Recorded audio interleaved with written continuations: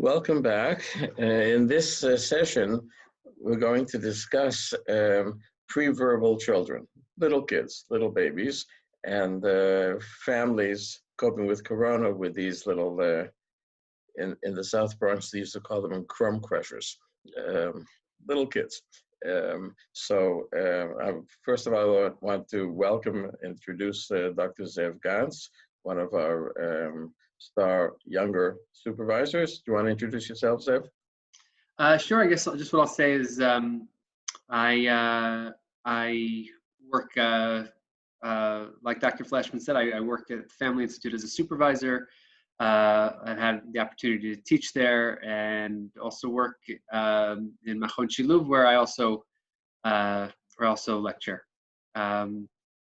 My background is is a number of different things, but one of the things that I've trained in is working with children, most specifically with Alicia Lieberman, who is the originator of a model called CPP, Child Parent Psychotherapy, and it's really from her that I feel like I've gained the most on this topic.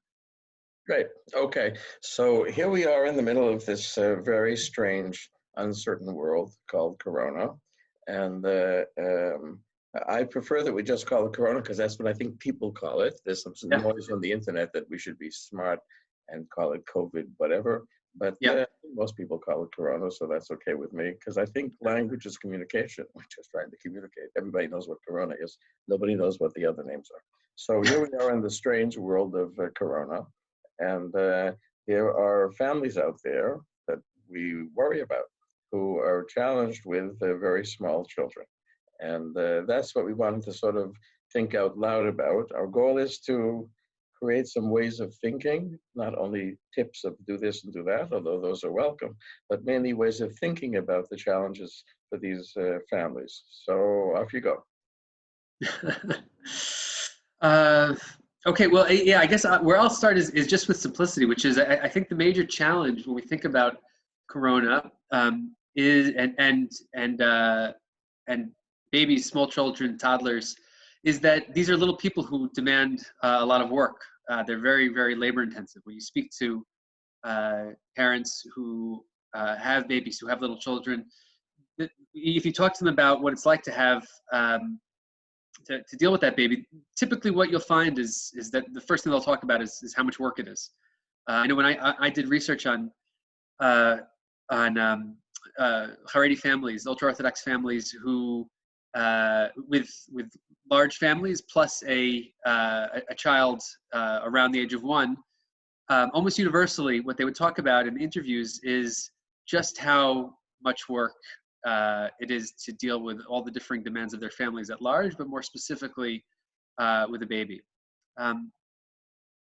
Given that, yeah. One of the things that we might introduce as a notion, since some of the students, this is for everybody, but mainly for our students, since they've heard about it from me, is the notion of the regulating self-object. In other words, babies need a lot of work to keep their bodies going, and they need almost continuous work in order to keep their inner self going.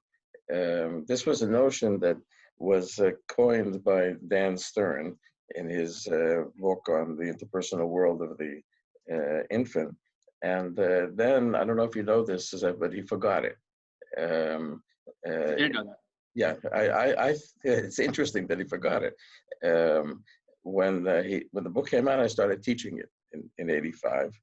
And it seemed to me crucial to understand that the role that a parent takes with a small child, especially the first year, 18 months, is not one of understanding their subjectivity, because there isn't yet subjectivity, but of helping them to regulate themselves. But as a result, the parent is a self-object who's a regulator. And that means that the parent intends for things to happen with the child. In other words, the child is unhappy, let's say hungry. The parent doesn't say, how does it feel to be hungry? They feed the child with the intention that regulation should happen, that that the child should feel satisfied. And the same if the child is kvetchy or needing a hug. But all of these things are strange because you're a self-object for the child. In other words, the child experiences what you're doing as part of himself at first. and only later starts to think about you as somebody who's a separate person. Right. They know that you're a separate person, but they don't think about you as a person. They think you as somebody who regulates themselves. Now, what's interesting is that Stern then wrote, not then, he wrote some other books, but in 2004, 19 years later, he wrote this book called The Present Moment. And in the present moment, it's all about intersubjectivity, all about intersubjectivity. So I wrote him a mail because I have chutzpah, and I was old enough at the time. So I said, oh, am I missing something? Because I've been teaching you and the self-object regulator for 20 years, and now you have this book, it doesn't have it in it. Maybe you've taken it away or what? And he sent back a mail. I said, we seem to have forgotten it. No, that was an honest, I think, statement. It's so easy to forget that formulation because it's a formulation that really happens without words and without thinking. And so, formulations about what's happened, it's hard to keep them in mind because they're not in mind. And so that's part of the continuous function of parents with little children. Yeah, I think it's interesting that this discrepancy is interesting because I think that the latest attachment research, or what's popular in attachment right now, is intersubjectivity, and that does focus on the nonverbal metacommunication, but it also focuses on treating babies sort of as agentic selves, in terms of their own subjectivity, that within their little bodies they also have little minds, and what parents do is connect to the uniqueness of each one of them. It sounds like what you're saying is that Stern's initial formulation focuses on the nonverbals, but doesn't really go into the unique subjectivity of these little people. Well, I mean, it's an interesting question. I don't think nobody has exactly the answer because it's rather complex. But what Stern did wasn't traditional. What Stern did was a chiddush. In other words, for those who don't remember who Dan Stern is, he was one of the first researchers in the relationship of mothers with small children. He was one of the first people who took videos and microanalyzed them. And so he actually thought that you would be looking at an agent at a baby.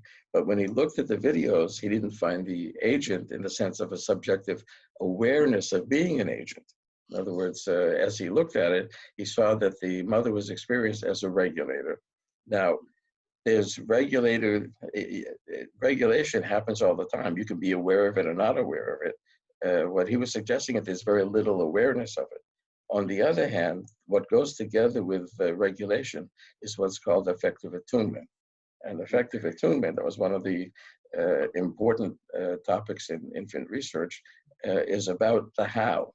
In other words, a baby has a how. And, even from the not so scientific, but awfully important research of my teacher, Stella Chess, who looked at the temperament. There were 9 parts of temperament. The British had to have another one, so they'd have more. But it turns out that if you look at it in the laboratory, the only one that holds water is how active you are or not. That was work that was done by another of my teachers, Sibylla Scalona. But let's say there's some sort of a mix of how the baby is. You have to attune to that mix.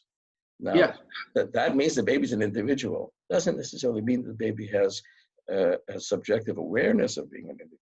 Right. But the mother has to have some sort of awareness, but it also might not be so formulated or subjective. Go on. Right, which is interesting because I think this is a point made to me by Heidi Keller, who actually supervised my dissertation. She's a psychological anthropologist or an anthropological psychologist. I can't remember which comes first.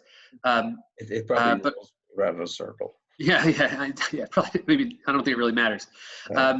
But she does a lot of work with traditional societies. She'd go down to Africa, South America, to hunter-gatherer societies and study attachment.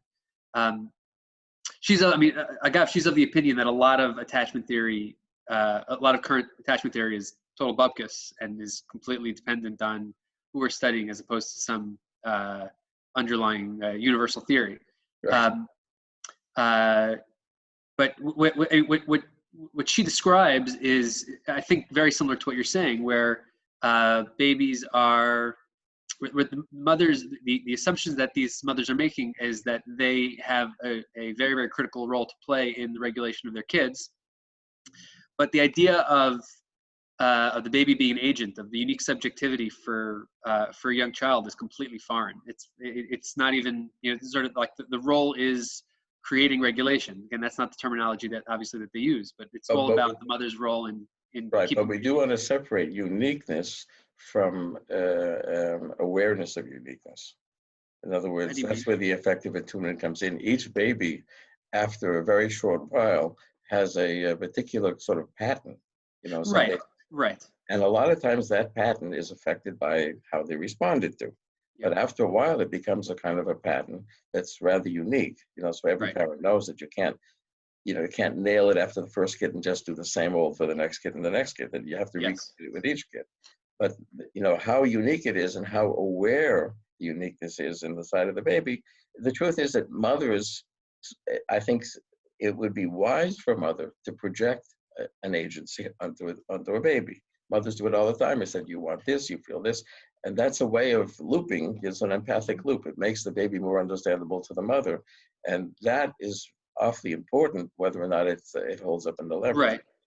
Right. I suppose the idea of whether we sort of create this theory of mind for a child where we attribute to them a subjectivity like we would for an adult is secondary to the basic idea that this child has their own individuality in the sense of their own patterns, like you say. Right. So now let's go back into Corona times. Right. See what's special. Well, so what I was thinking is, I think the first thought that comes to mind here is that the process that we're describing, however it is that it manifests, is, I think there's sort of like an automatic process that takes place where, I mean, usually we don't, mothers, fathers, we don't necessarily need to think about this. There are times of stress where we need to pay more attention to our parenting and to the way that we're dealing with the baby. But for the most part, this stuff comes automatically. I think that what's really important here, I think where Corona is important, is the way that anxiety intersects with this automatic process. I think that just like many automatic processes, it works well automatically when there is a reasonable amount of anxiety, when the anxiety that's sort of like the ambient anxiety in the background can be managed efficiently. I think what we need to think about in these crazy times are the background anxiety, whether it be from sort of the extra workload from the entire family being there, packed it all into one house or apartment, from the medical anxiety, am I going to catch Corona? How is this going to impact my family? All these stressors, I think, are very impactful and certainly influence the ways in which this automatic process of parenting little babies, infants and toddlers, gets managed. Well, it's interesting if we focus on anxiety for a moment. You probably know better than I do the sources, but there are two different anxiety systems in the brain. One is the one that you're talking about, which actually, if we think about babies and only about babies, it's fair to say that the alerting anxiety is there all the time. Winnicott was milder. We called it a maternal preoccupation, but it means you're stressed. In other words, that you're on call all the time. And there's a sort of I suspect if you test a mother's knee jerk, it goes kind of fast and furious because she's already there. But that's alerting anxiety. We don't want to dumb that down because that's what the baby needs so that you're alert. And then there's the overwhelming anxiety, which is a different system. It's called anxiety. Freud also thought there were two systems of anxiety, two forms of anxiety. He was a pretty good neurologist. And the overwhelming one is the one that inhibits function. It doesn't let you think. It doesn't alert you. It makes you basically just, either fight or flight, but doesn't help you to function. And so one of the problems now is that you're starting, if you're dealing with a baby with significant alerting anxiety, you're got to be on call, and then something pushes you over the top. Right. I absolutely. I think that's right. I mean, it's interesting with Winnicott. I mean, Winnicott's whole point, I think, was with primary maternal preoccupation is that it can only last for about 2-3 weeks, Right. and after that it becomes overwhelming, and the mother has to get back to her regular life. Right. Um, and yeah, certainly in attachment theory, that I think that is that is precisely the point. I think when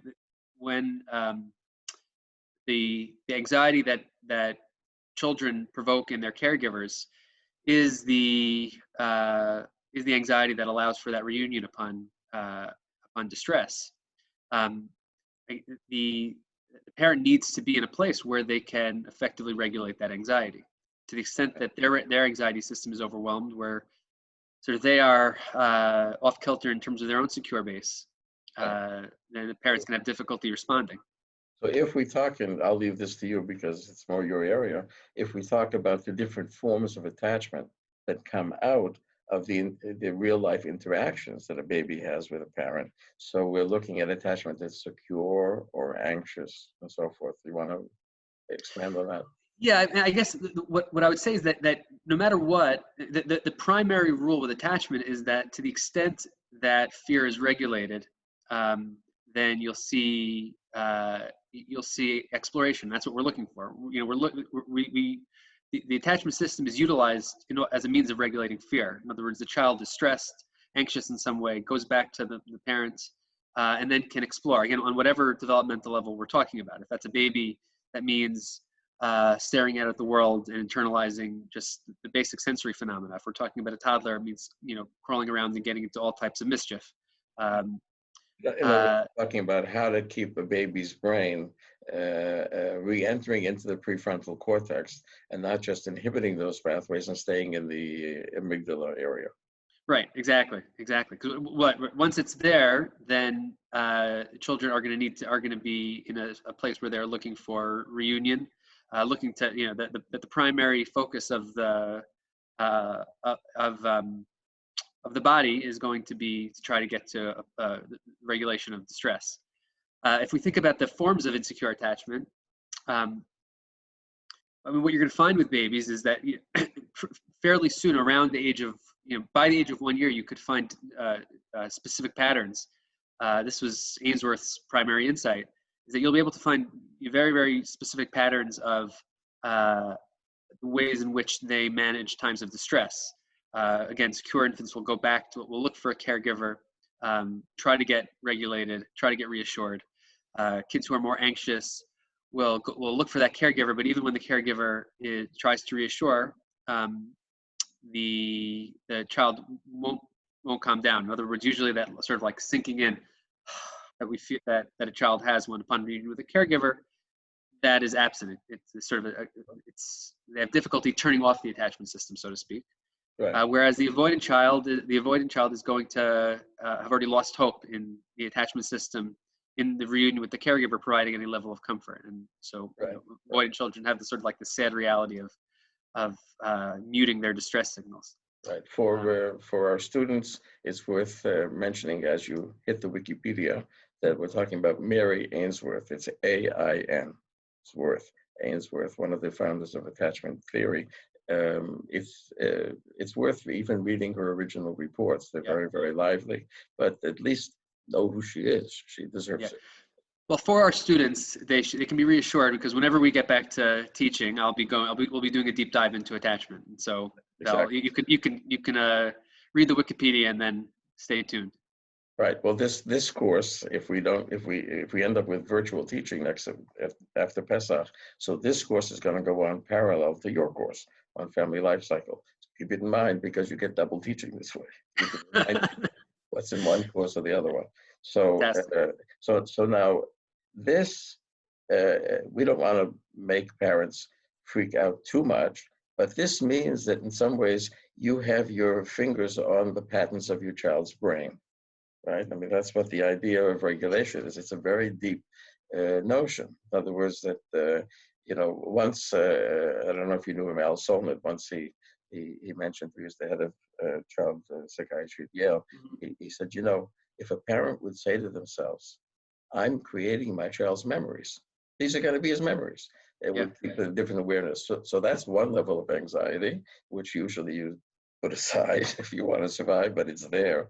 Yeah. But with the baby, you're saying, I'm creating this child's reentry patterns.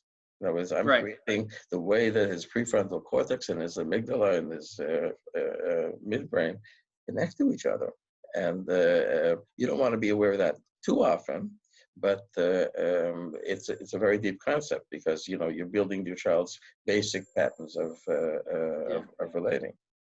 Yeah, I think I mean the reassuring, the way that I often reassure parents is it was I'm blanking on his name. One of the ego psychologists back in the 40s and 50s. I'll remember it after we hang up. But he talked about the average expectable environment, which is basically the concept. I mean, I think it's a nice term because it essentially explains itself.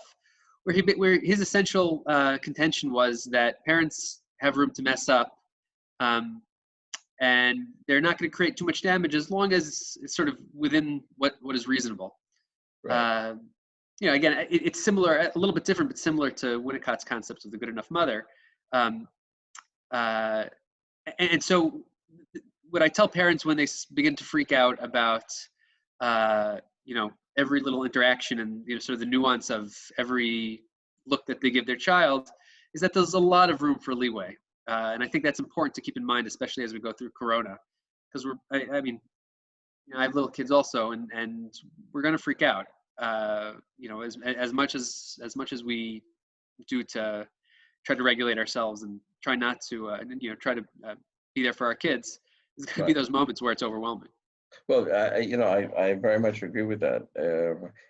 First of all, everything we know about neuroplasticity suggests that parents don't need to freak out. And what we know about human emotional work is that the bad things don't matter if they're corrected by the good things. Because the pattern that the child prefers is the good pattern. In other words, when you reach security, you've reached security. The fact that there hasn't been security up until now kind of goes away as long as you're focused on reaching the security. But it's important to recognize that once you screwed up, in other words, once it's all hell's breaking loose, and it's what it is. We all know what that is. That doesn't make you very confident. And then when you don't feel confident, you feel like you've lost it and your kid is a hopeless basket case and it's your fault. So then you become a hopeless basket case and then it becomes a cycle. So what we want to help parents to realize is that if you pull yourself back together, we were privileged to hear Laura Markham here in Jerusalem. And this connects with some of the things that she tells parents, which is just get yourself back in shape. Take a break. Breathe in, breathe out until you're back to yourself, and then go fix it. And your child will want you to fix. That's the main thing, that children don't really hold a grudge until it's gone awry for a long time, because they want to find the security. So if you give them what they want, they'll accept it. Yeah. No, I have so many parents who talk to me, and they'll have these with tough kids. They'll have these difficult interactions that go, that repeat themselves, sort of rinse, wash, repeat, again and again and again. And then they, sort of surprisingly, they find something that works. Let's go for a walk, or let's go to the park, and they have a great time. And they're just like shocked that their kid likes them. Because them, they would hold a grudge still. But right, no, they're convinced that all these negative interactions are going to create this enduring pattern, and they're consistently surprised to see how much flexibility there is there. Right. It reminds me of something I learned about a different community. I was once giving a talk, thinking that I knew something about Ethiopians, and there was an Ethiopian social worker in the audience. So I was trying to tell her how much I understood. So there was parents whose kids were misunderstood by the school for 3 years. So they walk in the 4th year. So I said, well, naturally they have these expectations that because I'm a Westerner and I'm white, so naturally they're going to have expectations that it's going to be bad. So they're on edge. And she came up to me, asked me, and said, "You missed it. We don't do that. White people do that. We give everybody a completely open chance, but short and to the point. You know. So I don't know if that's true of everybody, but Right. kids do that. In other words, they give you Sure. another chance. As long as you don't give up on yourself and project it on them as if they've given up on yourself, then Yeah. there's always room. Yeah. I think the other thing that I'll just say here is that I find, even in myself and also in the parents that I work with, is that there's really a massive focus on the longitudinal impacts of parenting. When I have this baby here and she's crying a lot, or my toddler's, I'm constantly fighting with my toddler. And the concern is always focused on the future. What's the impact of these interactions going to be towards the future? Right. And what the research shows is probably not all that much. But what I say to them is, I think it's probably a much more useful thing to think about it in the way of what's happening right now, in terms of like the states of consciousness that we're sort of helping to induce in our kids right now. It's like it's just worth it for our kids to be calm and happy, because they're people also, and that seems to be like the easiest way to focus on it. Right. And I think this was a point that Bowen constantly made about the anxiety that gets produced in terms of that family projection process, in terms of projecting forward. When we can stop ourselves from doing that and just focus on the here and now, like let's have a good time right now, just because it's worth it to have a good time right now. I find that to be a much more calming and useful way of thinking about things. Right. Well, all of the worries about longitudinal effects go back to Papa Freud. And he didn't think that. His students sort of took everything that he did and twisted it a little, but he was too smart for that. And, his view, for example, of the Oedipus complex is that it goes away like the teeth fall out if you don't screw it up. In other words, you don't have to solve everything. They solve themselves. But, he treated only adults. And in those particular adults, when they lay on the couch and let it all spurt out, he found out about things that were pretty severe and pretty complicated. And somehow or other that got translated into normal family functions. If you got to watch it or it's going to be involved. And Freud didn't believe that. No, I always laugh. I always laugh when people always blame Freud for mother blaming, and I said there's a lot to blame Freud for, but this probably is not one of them. But besides, he blamed his father more than his mother, but that's a whole story.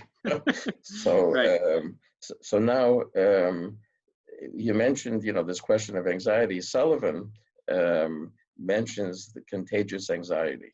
That's one of his important contributions to human development. And if we look at contagious anxiety, or what that would be called in other systems, projective identification, if we look at it through the prism of mirror neurons, that would help us to understand it better. Do you want to take that away, or should I? I think you're probably in a better position to take that away. Okay. So since '96, we know that what other people do with their bodies, some of it's experienced in me as if I've done it in my body. And that started with, the monkey in the lab who reached for a banana, and the thing in the motor cortex where he was doing something. It was a complex and meaningful motion. Reaching for a banana is very meaningful, very complex. And the buzzer went off. Then the monkey did nothing, and the assistant reached for an orange. And the assistant reaching for the orange, the monkey was doing nothing, and his brain went off as if he was reaching for the orange. And since they were in Parma, Italy's awfully stressed now, but usually they eat pasta, drink wine on a break. So they had a good time. They thought this monkey was a little weird, but they went after it, and they discovered something that for the last 20 years has been awfully important in brain science, which is that we feel directly what other people are doing. Now, that's nice if you're reaching for a banana. It's nicer if you're watching a soccer game and you feel that it was your foot that kicked that goal or your arms that blocked that goal, because otherwise it's hard to explain what is going on, what's so interesting. So that's important. But if you look at the facial muscles, which are the expression of emotion, and you can't inhibit them. I mean, you can be a very good actor, but basically it's very hard to inhibit all of it. So when you have anxiety and the baby sees the anxiety in your face, the baby feels that it's their anxiety.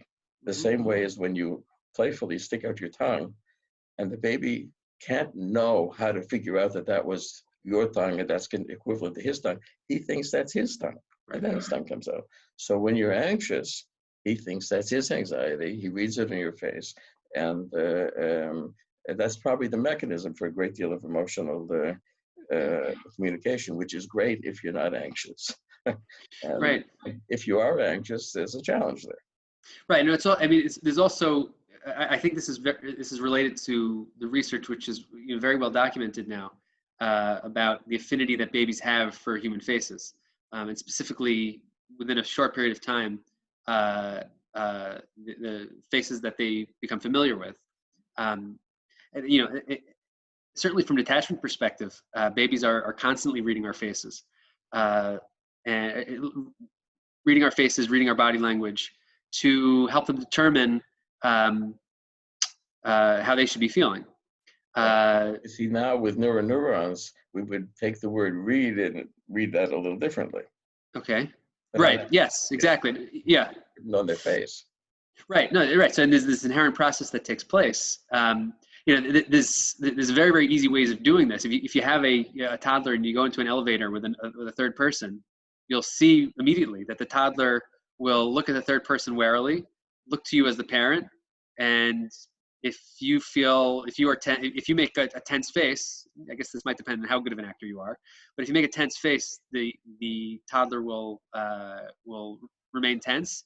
And if you look calm, the toddler will calm down and sort of just proceed as normal. I don't know. Yeah, you may not want to do this with your own toddlers. I don't know how ethical that would be, but certainly this is a process that's going on, and I think the association to what's going on right now is fairly obvious. Right. So let me bring up something else that has to do with recognizing, which has to do with when babies recognize special figures as who they are, which would be known as when does a baby recognize its mother. And as you know, there's a range there, and I trust that you know that there's a sugya in Ksubas, Nun Tet Amud Bet, Samach Amud Aleph, that discusses it in completely modern terms. They simply nailed it. Those of you who are running, it's Ksubas, Nun Tet Amud Bet, to the top of Samach Amud Aleph. And the question is, when does a baby recognize its mother? And the issue was that if they're divorced, so the nursing belongs to the father. He's Mizonos is his problem. So he could get her a wet nurse, or he can pay the mother for her nursing the baby. But at some point, it's not his financial obligation. But if the baby already recognizes the mother, then because of danger, that's the word sakana, the mother has to continue. The father has to pay her for it, but she can't interrupt nursing because the baby recognizes her. So then there's a question, and when does that happen? And there are three opinions: 30 days, 50 days, and 3 months. And those are essentially the ranges that are true, depending on what you call recognizing. We won't go into the whole sugya there because that's not the point, but if maybe together with this lecture, I'll put up a paper that I wrote that tried to put some of that in perspective. But now these babies today in Corona times are seeing a lot of their parents' faces, but they're not seeing their grandparents' faces. They're not seeing the other faces in the family. And, everybody knows that in the American family where nobody sees anybody, except periodically, that one of the great problems around 9 months or sometimes 6 months is you bring the kid to grandpa and they don't know who the hell he is. They don't recognize him. And so then they act like the stranger in the elevator. And then, the question is, what are you telling him about, and so forth. But, in Israeli families, especially Haredi families, people are in each other's face a lot, but not now. This business of social distancing is a question that, you might want to think about in terms of how to keep people recognizing their family. Right. I think, listen, there's a lot here. I think that if we take Haredi families specifically, I think that there are both advantages and disadvantages. There are both strengths and limitations that are brought here. To the point that you ask of how to, in times of social distancing, how do we keep connected to loved ones? The answer to most people is obvious. I mean, that's through what we're doing right now. You know, I'm very impressed that Zoom has not crashed, because it you know, by all accounts, it should have. You should have said that, because now it will. But that's the answer for most. That's the answer for most families with access to modern technology, and that's culturally loaded for many Haredi families. Although, again, there certainly are some that utilize this technology. I think specifically in more Anglo contexts, but certainly for Israeli Haredi families, the technology is not and Right. The online technology. This online technology. Interactive. Right. Yeah. And I think so. I think that's a limitation. I'm not sure how you replicate that. I think, though, it's important to note that there are a lot of strengths that Haredi families bring to social distancing and need to stay at home, be quarantined, which is that I think that Haredi families have more experience with the overwhelming workload that's associated with kids being home.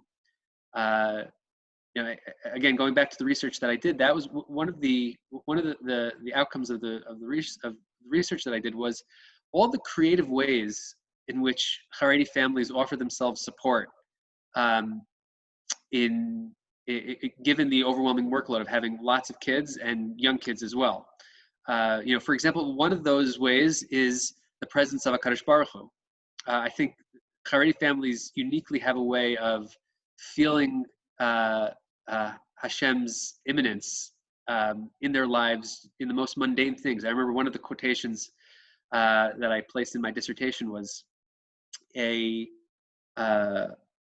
mother whose kids had just dumped out one of the closets, or dumped out her closet, and it was just an overwhelming amount of work that she had to do to put it back together. And what she said to me was, you know, I said to as I sort of approached the closet with clothes strewn all over the floor, I said to Hashem, I don't know how to clean this closet, but you do. And so I'm just going to let you clean this closet for me.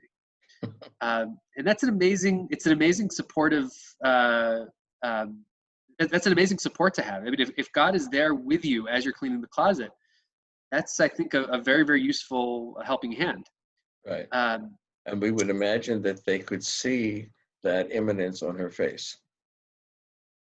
Right. So, well, I think that getting back to our discussion about anxiety contagion, for sure, I think that support that, in the same way that children need secure bases in order to regulate their own anxiety, adults do a similar process in a different way, but we regulate our anxiety through the relationship that we have with others, whether that is the real relationship. So, for example, when a wife feels overwhelmed and goes to her husband, or a husband feels overwhelmed and goes to his wife, or our relationship that we have to HaKadosh Baruch Hu, where we go to our Father and we're calmed. That allows us to, like we said, regulate that anxiety so that we could be there for our own kids. Well, it's a very interesting example, because if you're in a family that's always dealing with infants, and the Haredi family is always dealing with infants on at least one or two generations, there's something about being with infants that makes you feel more like an infant. In other words, makes you feel in a positive way that it's not all in your hands. So that's where the Kadosh Baruch Hu comes in. Yeah. And then you can look at your kids who just must out the closet and feel sort of like them, you know. Right. Then you don't have to control everything and take it, you know, see it as something bad. It's just something. If you're, you know, anthropocentric, as the Western world is, then you're sure that you get to decide what's good and what's bad. And with infants, It's not beyond good and evil, it's before good and evil. It's, Right. that's what it is. But that's a lot of adult life as well. So your children are sort of teaching you something Hmm. about the spiritual world that allows you to understand it Yeah. and accept it. Yeah. I think it also creates a certain level of mindfulness, which is critical in dealing with children. I think that it sort of our own relationship with Hashem forces us to sort of calm down, think about what it is that we're doing, which is crucial in terms of being able to regulate the anxiety. In other words, you wouldn't exactly say, "This is my baby, my baby." Right, right, yeah, yeah, and like you were saying, the idea of being out of control. I mean, these are all concepts that I think are critical. Right, right. So, where was I going to take this? Did you have another thought? Well, I think what I'm thinking. Do you have another thought? Well, I could talk more about that. The example that I always give, that I always think about when I think about um, how crucial mindfulness is in dealing with babies is I remember with one of my kids. I think this was my youngest daughter. She was a terrible sleeper. None of them were great, but she was a really terrible sleeper. And uh, my wife and I would usually take turns waking up when she would wake up in the morning. Mind you, taking turns means my wife would usually get up 3 times, and I would get up once. That's typically how it would work. But there was I was going to guess. Well, 1 in 3 is already a very good grade. yeah, yeah. Um, there was Jay Belsky. He when he talked about egalitarian parenting, what he Right. said is that parents who call themselves egalitarian parents, what it means is that the husband does more work than his father did. But it's not 50-50. Right.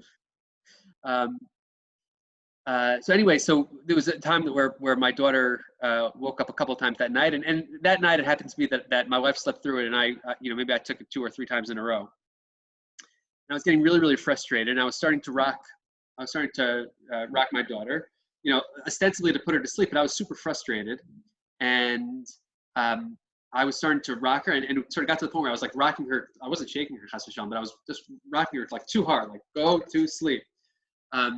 And after about, like, I don't know, 10, 15 seconds, I just caught myself like, what am I doing here?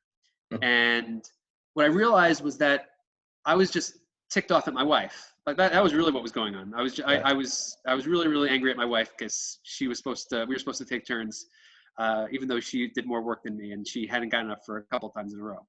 Right. And the moment that I kind of recognized that, things just calmed down. Mm-hmm. And I was sort of like, if we talk about the anxiety and the anxiety contagion, I was Right. able to calm down. Eventually, my daughter was able to calm down, and she went back to sleep for whatever it was, the next hour or two until she Right. woke up again. Right.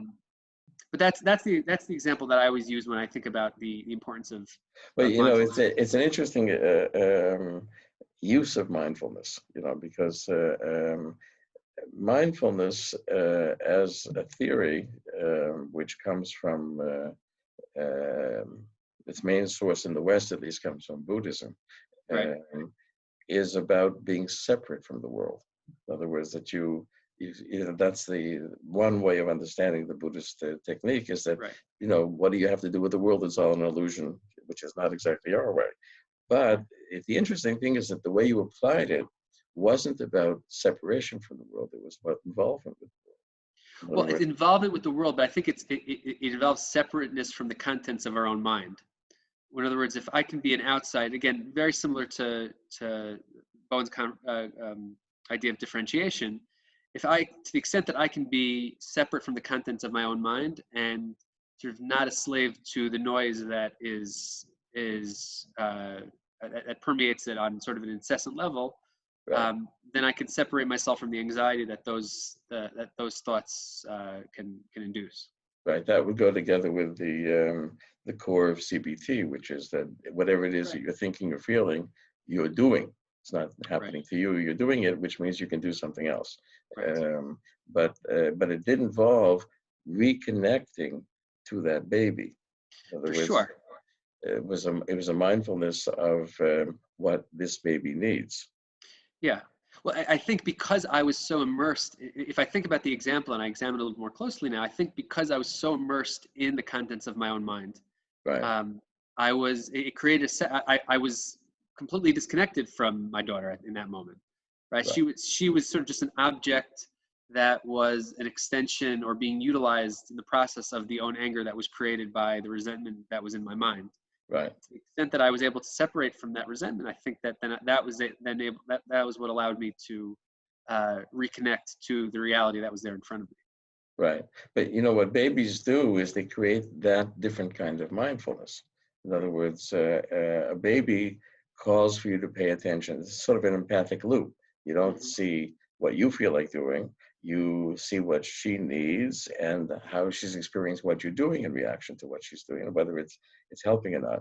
And in some ways, um, it's something like an I thou moment. In other words, the baby, Yeah, right? In other words, the baby uh, is not interested in some partial parent who's doing something. The baby right. wants you. So you have Yeah, to bring yourself, you know, so what you did with the mindfulness was the switch to becoming you. But you right. felt more whole when you were doing that, but it was face to face Yeah, with this baby who said, "You, where are you?" Right? right. No, I think the baby's cues are designed perfectly to put us into that framework. In other words, it's the cry of the baby. It takes effort to stay not present from that cry. I mean, this could be what could be Right. so You have irksome have about. to have a lot of noise, which the Western world supplies generously Yes. to Yeah, keep no, you no, from. absolutely. Um, But I, yeah, no, I was just going to get back to this question about the recognition, because you know you raised the question of what do you do when you don't have online internet, you know, yeah. gadgets. But I think there is a lot that can be done. It's just that you have to sort of think about doing it. You know, Mm, before though, some of us are old enough to remember before there were these gadgets, and you know, there were times when, let's say, a parent would go away and come back a few months. You know, fathers would have to go away right. for work, and they would come back, and the kids would recognize Yeah. them. And using non-interactive film was extremely useful there. Mm, In other words, if you can't do it on, it's just so attractive to do it online, then you don't have to film it at all. But if you make a film, which I think creative families are capable of doing that, that's not a yeah. problem. And then let's say you have a film of grandparents. So while you're not seeing them, but you're playing with the film and reminding and hearing their voices, and you know, doing something that Mhm. that holds together the recognition so that the person is then recognized. I think that's something that Yeah. is probably worth thinking about.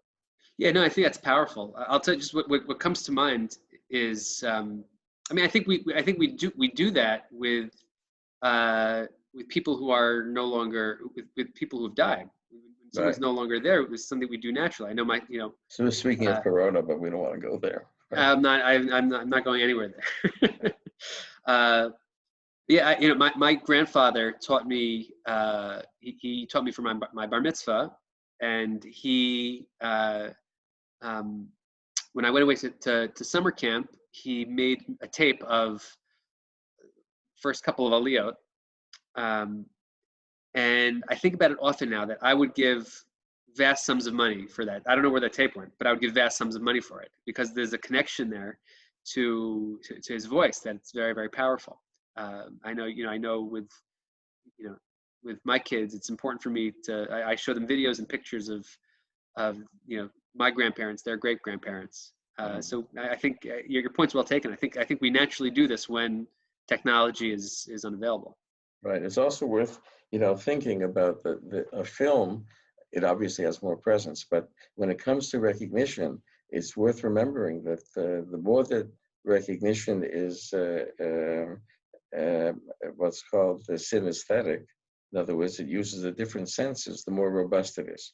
And so I don't need to tell you, but I'll remind those students that in the last trimester of pregnancy, babies recognize their mother. Now, they've never seen her, so they recognize her voice.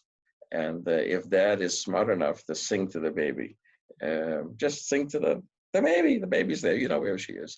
And you sing to her. Then when the baby comes out, she knows your voice as well. Although there's a certain preference for the higher level, the higher pitched voice of mothers, Right. but the fact of being able to recognize not only from visual recognition, and the fact that it's much more robust when you say when the baby sees the mother's face, that's a face that's issuing a sound that's familiar.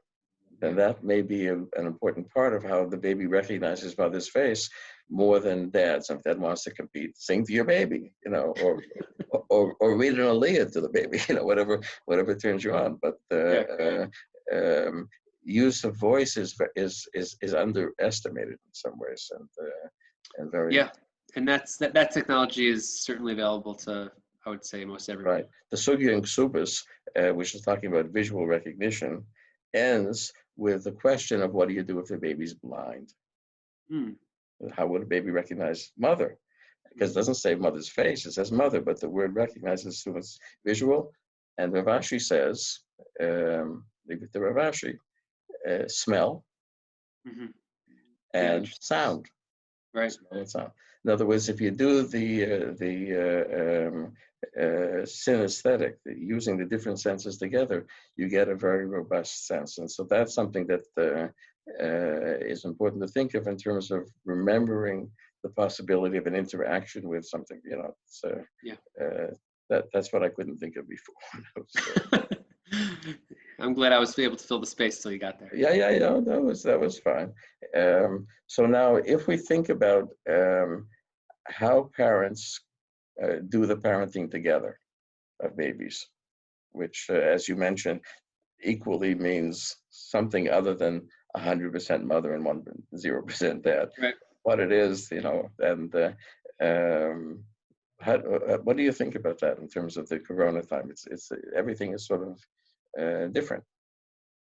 Well, yeah, I think everything is kind of different. This isn't a point that, I mean, I think this is a point that has been made by lots of different people. But I think, you know, the social isolation provides an opportunity to create a certain level of flexibility, creativity, something new in the way that the system of the family functions. Even if we're not talking about a intrinsic change in the homeostasis of the family, there's just the circumstances for most families, I think, are very different, and allows for a new way for parents to be together. Now, there's also specific challenges, which is, again, related to being in a confined space for a long period of time. It has, with the potential that it has for greater intimacy, both between parents and children, and between parents themselves, it also creates more opportunity for tension. Right. Again, I think a very, very simple point would be for parents to pay attention to their relationship in this time, because that's going to have a massive impact on, again, their anxiety levels, and like we said before, on the anxiety that they bring to the parenting of their children. Right. So I'm going to do a teaching point because it's going to come up in a couple of weeks in my lectures. But when Zev mentioned intrinsic change in homeostasis, what he was referring to is the distinction between first level and second level change, which in family therapy, not in physics, but in family therapy, when we talk about first level change, we would say that the homeostasis stays the same. In other words, it's the same balance, but there are different nuances. In other words, that it's still divided in a sort of a basic way, but things shift a little bit without feeling that it's a major change in the structure of the way things are divided. And second order change happens when we say that we got to break this apart. It's not working, and let's just change things completely. And you stay at home and I'll go to yeshiva, you know, something like that. So when you say intrinsic change in homeostasis, which would be hard to reach at the time of Corona, in other words, but it's important to recognize that first order change doesn't necessarily require that it becomes second order change. In other words, Right. You don't have to reshuffle the whole deck just to play a couple of different hands. And Right, you may not want second order change in these moments because second order change is accompanied by lots and lots of anxiety. that's right. In other words, part of what we would be encouraging people to do, for example, if the parents have a difference of opinion about how you're supposed to parent, and since nobody knows how to parent because you have to create it differently with each kid and each parent, so it's easy to have a lot of arguments about that. But you might encourage parents to say, listen, this is not the time to solve it. And so, then parenting with infants, which involves this regulation, which means you have to bring yourself to it. So there's each one will do it differently, that it may be important to help them to sort of see what they're trying and sort of accept the differences rather than struggle over who's going to be right. And see the way that works. There are ways that, I was recently working with clients who just really had this, they've had the same disagreement for months, years. 3 generations. Probably. Right. And again, this wasn't around an infant. This was around a teenage girl. And they each came with every challenge that would arise. They would each take very, very specific positions where the father would sort of want to break down the door, and the mother would say, "We need to be more sensitive and compassionate." And what I said to them again last week was, I said, like, this is not. I think that the two of you have really got this down at this point. You're each taking a position. You haven't been able to figure out. You haven't been able to share that load. But you're each taking a position that is important for your daughter. And so I think the two of you should just continue doing that, because right now is not the time to change it. Right. One of the, I think, the least useful notions, which reared its head in family therapy and has never sort of been put back to where it belongs, is the idea that consistency in parenting is crucial. That's utter rubbish, I think. It's true that at the extreme where the parents make a triangle with the kid. In other words, each one's trying to get the kid to see, you do it better with me than you do with daddy. So that the problem isn't the inconsistency, it's the triangle. Right. But kids, before America homogenized everything, kids used to have lots of caretakers, and they were all different. And no one tried to make it consistent. And attachment, what the research has shown really, really clearly is that attachment styles are unique to the caregiver. They're not uniform within the kid. The kid can have one attachment style with mom and a different attachment style with dad. And again, as long as we don't get to the extremes, it's usually fine. You see, I think that in the West, there are certain notions that are not particularly compatible with Haredi world, or I think with the Torah perspective. And one of them is this insistence on the self. And so, we all have a self. Okay, now what? So the West would like there to be this ghost inside of us who has this pretty boring ghost, just does the same thing all the time. And that's called the self. And that self has to be nurtured in a completely consistent way so it can be complete, and so where is the human being there? Where is flexibility? Where is community? So I think that at this time, especially let's say with our Anglo population, who is more influenced by that kind of thinking, it's important to help them to realize that consistency is not the issue. That you have to be consistent with yourself and be tolerant, or better than tolerant, let's say pluralistic about the other person's way of doing it, and celebrate the fact that your kid can adjust to lots of different caregivers, and that doesn't make him schizophrenic. That doesn't make him have a divided self. That gives him a sense of who he is in different settings. I don't know if there's any research about that. I mean, you say that the kid is different with different caregivers, but whether that helps to develop a more flexible personality, or it probably depends on the kids. Some kids are more flexible than others. Yeah, I'm not sure about the research on that. To your point about, I think, this is somewhat of an ancillary point, but I think that that you're right. In the Anglo, I think one of the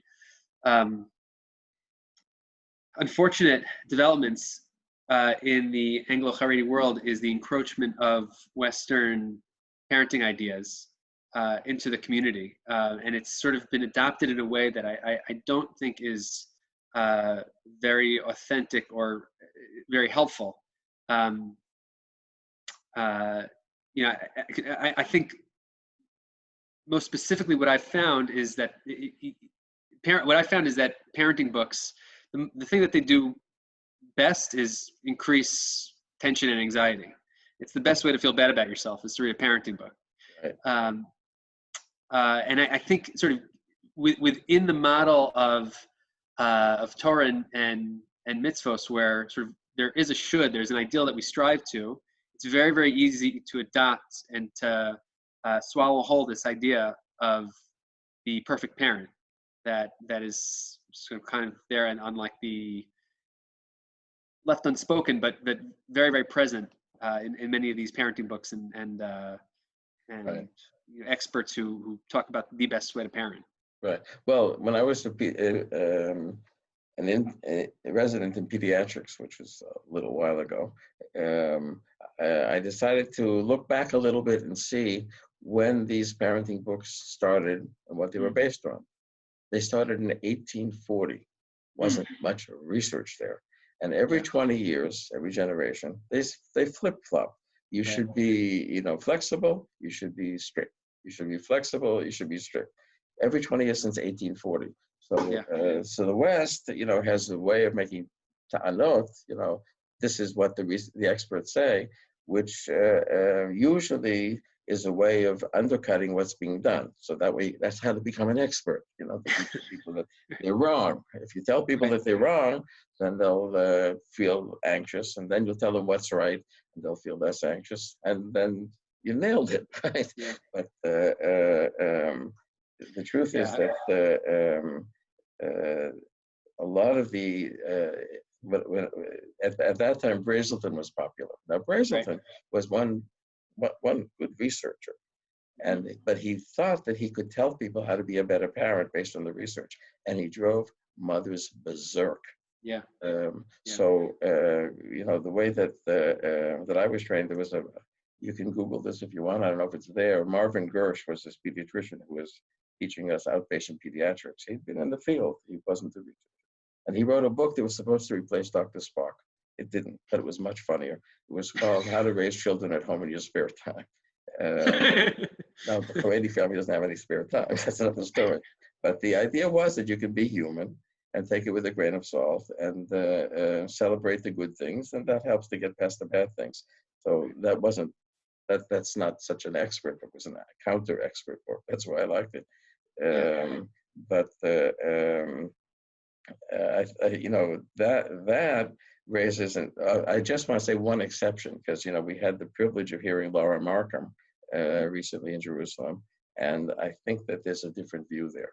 You know, there I think it's a website called Aha Parenting, and her voice is very different. That's why we're going to try to start to platform her work here. I think it's very sane, and I think it fits with the Haredi family, because the Haredi family, I would say, you know, Chaim Soloveitchik's paper about the Mimetic tradition, you know, he said that, you know, when it comes to keeping halacha, if you weren't raised in 4 generations like that, you don't know what's flying. So you open up the Shulchan Aruch, and then you really don't know what's flying, because that's just, you know, a computation of a small part of it.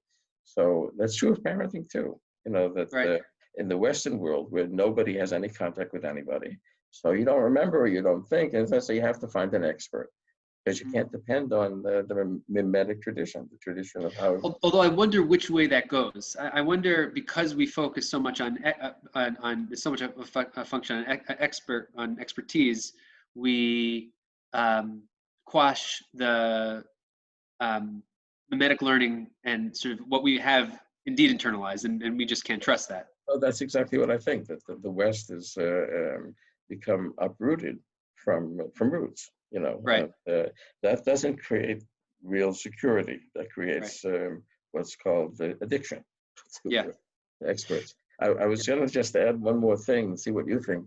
in Israel right now, there's a lot of noise about the social distancing, as if social distancing is like an obvious thing, and that those Haredim who they just don't get it. But if you look at it from the other point of view, you say, the Western world has been doing social distancing for about 150 years. In other words, that's the way it's supposed to be. Social distance. That's desirable. So you get a virus. So what do? You ramp up what you've been doing anyway, Right. and then that creates a gap with other cultures who are trying not to do that. And yeah, I have a friend. Before the shuls were shut down. My friend, we were spacing in shul, and he said, "Listen, I've been practicing for social distancing for the past 40 years of my life."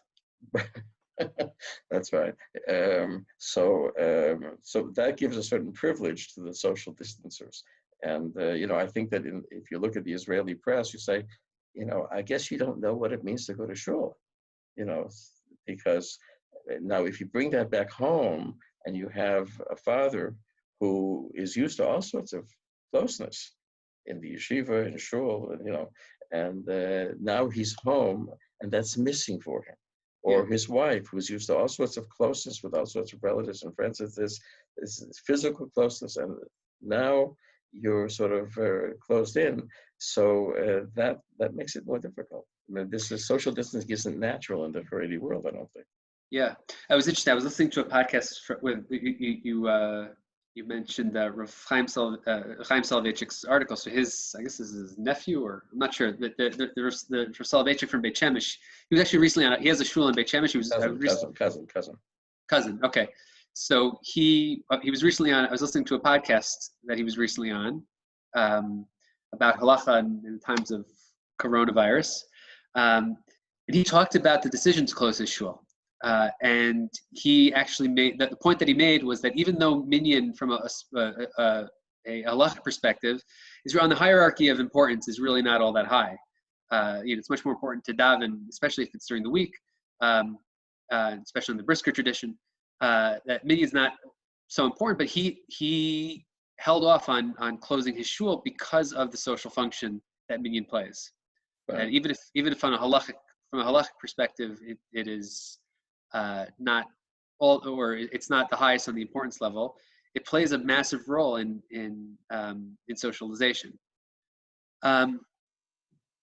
Listen, I think men are, in general, I speak for myself here, men are really not that good at being social. Men usually don't, or I don't want to say usually, men often don't keep in touch with friends in the same way that women do. We don't make ourselves vulnerable in the same way. I think one of the things that halacha does is it provides a means of non-vulnerable interaction. Right. You have a chavrusa, you're not really talking about the things that you're embarrassed about or your hopes and dreams. You can focus on the sugya, but you're still interacting. Listen, I don't know. You may have some more creative ideas than I do here. I know I could tell you what I've been seeing and doing. I think it's a reflection of this importance. I know on my street we have a minyan from the balconies, which it provides that we're at minyan and then there's a few minutes of kibitzing afterwards, which plays that social function. I think that's finding those ways to be creatively interactive and dare I say, reaching out to people that you wouldn't otherwise reach out to. I think specifically for men is absolutely crucial. So if you look at a family at home where the man is used to, let's say, at least they're following Takanat Ezra. So, Ezra had this idea that every 3 days men had to come together. It was brilliant. Right. And so he doesn't have that. Let's say he's not on your street or whatever. And so he's going to interact differently at home. In other words, there's something of a balance from the outside that's become imbalanced. And then he may have a lot less patience for a baby, for example. Right. No, I would certainly agree with that. This goes to the larger idea that parents usually put themselves last, and it's just a mistake. I think it's sort of the undertone of our entire discussion today. has been that you can't separate a parent's own emotional well-being from what they provide to their kids. We Right. tried to do that. We can exert ourselves, but it doesn't really work.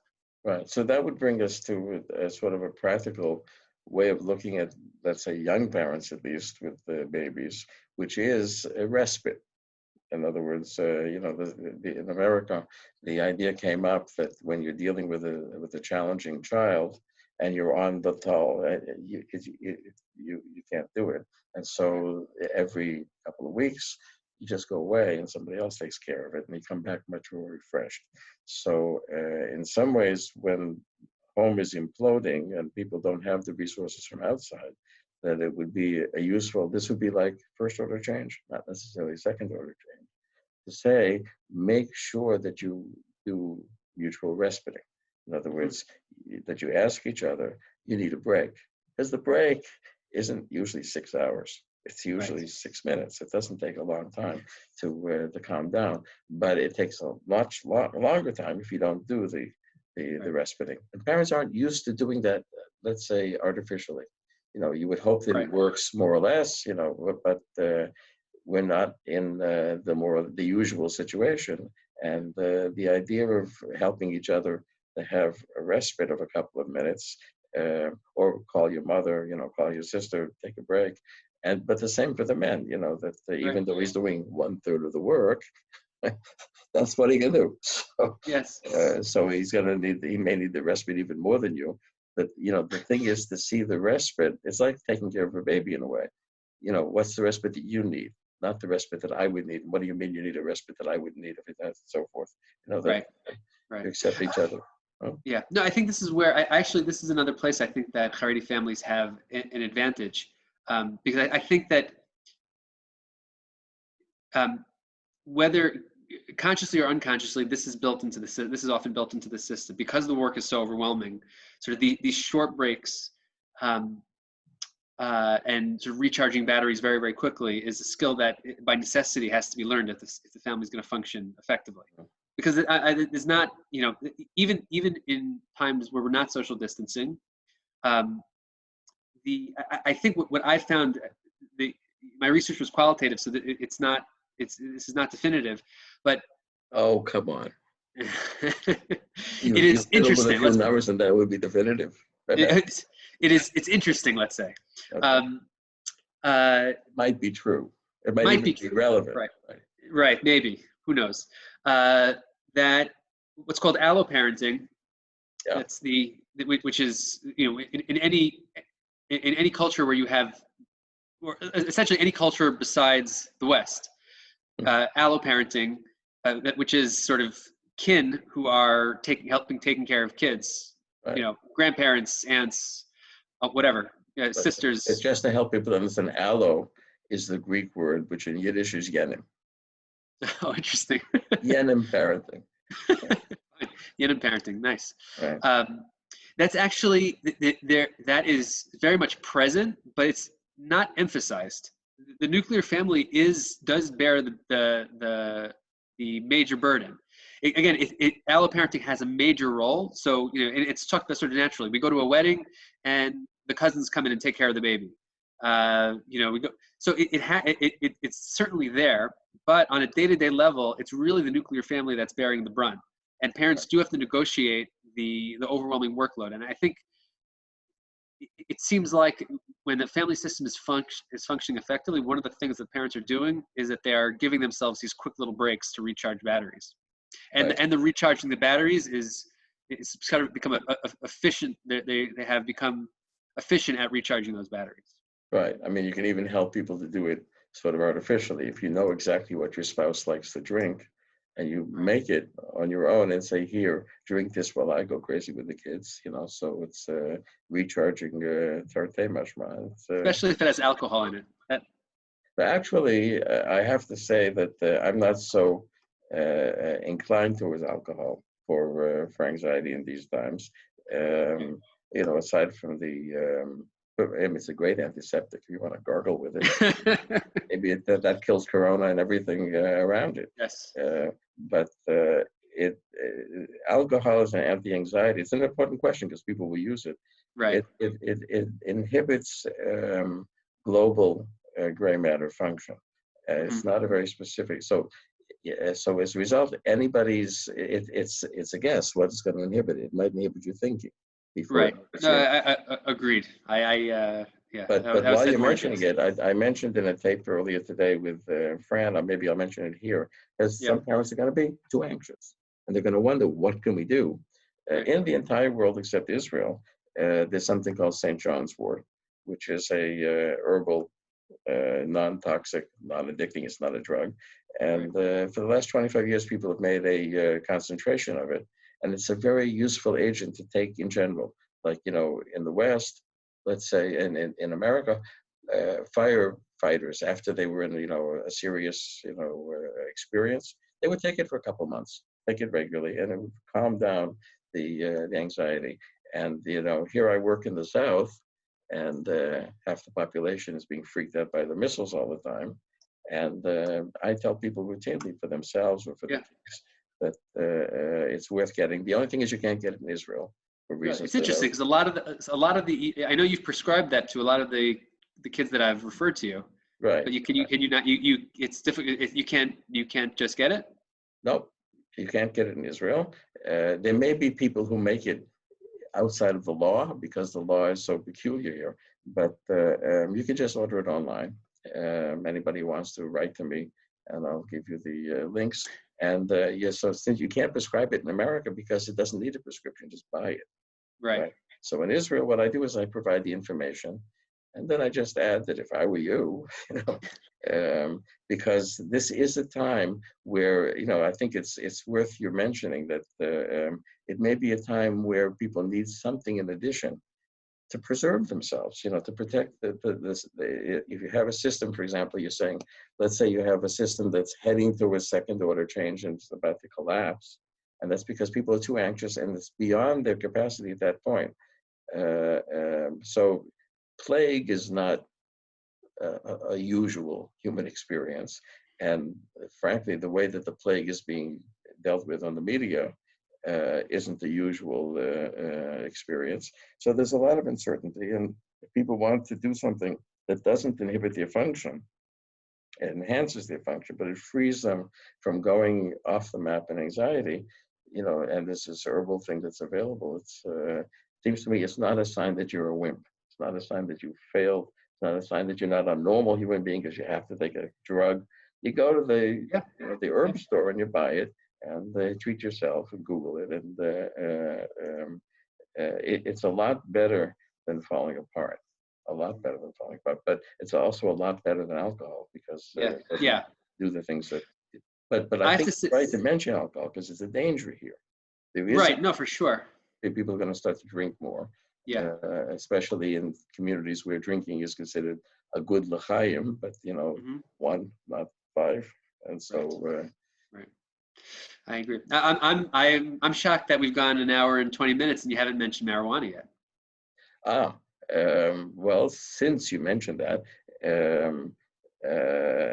it's unclear what role marijuana would have in handling the corona crisis. Of course, the people who think that marijuana is good for everything, and I'm close to it, but not extreme, think that it also kills viruses. But of the two substances that we know about, there are 300 substances we don't know about in marijuana. There are two that we know about, so we think that we're really smart. One of them is THC, and one of them is CBD. THC makes you happy, and if you get too happy, you don't function too well. Like you sort of go in slow motion, and if your kid is not in slow motion, you're not going to catch it. So that wouldn't be helpful. But frankly, certainly some parents do a toke here and there, and they become much better parents. There's no doubt about that. It's not addicting no matter what everybody else says. It's not addicting, it's not harmful. But the CBD that's in it is probably enormously helpful for anxiety. And now oil that has only CBD, it comes from the indica kind of marijuana, and has only CBD, no THC. So how could it be a dangerous drug? It has no drug in it. So the only place in the world where it's still called a dangerous drug is Israel. for reasons that we won't go into here, but that may go away soon anyway. But it's such an outrageous view, and here we are, in a crisis. So even a little before the crisis, what happened was that the police would arrest people for ordering CBD oil for their kids. It's a very good anti-epileptic. And so they would arrest them. They would go to court. The judges would throw them out of the window. And then the police would have to, the police would write that it's illegal, but the judges would write that that's nuts. So then they would end up, the police would be the delivery service. The way to get your CBD oil was to order it, get arrested, and then let the police do it. So the police stopped doing that, right?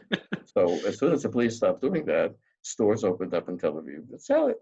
And so it's illegal, so what? Tel Aviv is anyway its own, thank God, its own country. So you can find, if you look for CBD in Israel, you can find places that will deliver it for you. But I can't say that I have the direct experience with it for anxiety. Worth trying? Yeah. With the background anxiety that's present with Corona, would that induce the paranoia that sometimes exists with smoking weed? Right. Well, marijuana, the thing that's psychoactive is THC. Right. It has no THC. It cannot produce. Well, I'm talking about THC. What's that? If you're taking, if you're smoking, usual marijuana. Nobody knows the answer to that, because people respond differently to different things. And all of the research that was done by the War Against Drugs was done on street marijuana, which was never clean. So we really don't know. There are 70,000 medical marijuana patients in Israel. None of them have maybe one.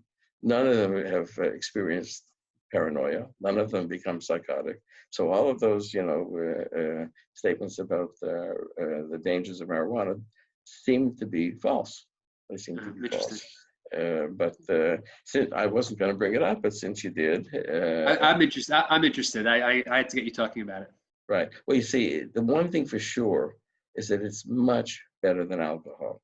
In other words, if you feel that things are too tough and you're heading towards, rocket level anxiety, and you want to do something, so St. John's Wood is a very good alternative, and CBD or just marijuana is a much better alternative than taking way too much Clonex or certainly drinking. So, people do what they can do. There has never been a society where people have been free of substances. Human beings and nature work together. And, it's only in the West in the last 100 or so years that anybody had the idea that a substance-free society would be a healthy society. Yeah. Anybody else would have looked at that, including the people who wrote the Declaration of Independence on cannabis paper, and were smoking cannabis in their pipes while they were writing it. But I have a very, very good laugh at, this need to be free. But that's that self, that, crazy idea that a human being can be completely autonomous. Right. No one's ever thought that. And the attempt to produce it hasn't been good. So that brings us back to babies who are anything but autonomous. And they need parents who also know that they're not autonomous and that, it works together. So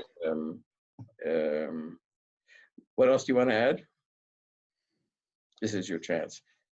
You want to do LSD? That's a lot of pressure. Well, that's that. I mean, that's really where I'm interested. But I'm not gonna go there. Okay. Microdoses of those sorts of things are going to replace psychiatric drugs in 10 years. I imagine, yeah. But, I think there was a big conference that was scheduled for now that was just on here in Israel that was postponed. That probably going to get canceled, which is unfortunate. Right. But aside from that, what else? Aside from talking about drugs, I guess I'm not really interested in anything. No. You're fired. I think that was a pretty extensive conversation. Okay, very good. Well, thank you very much. I'm going to turn off the recorder and then we'll talk for a moment. Okay, great. We just wish everybody health, yes, physical health and emotional health. Everybody do what's good for you to stay healthy. Bye. Yeah, agreed. Let's see.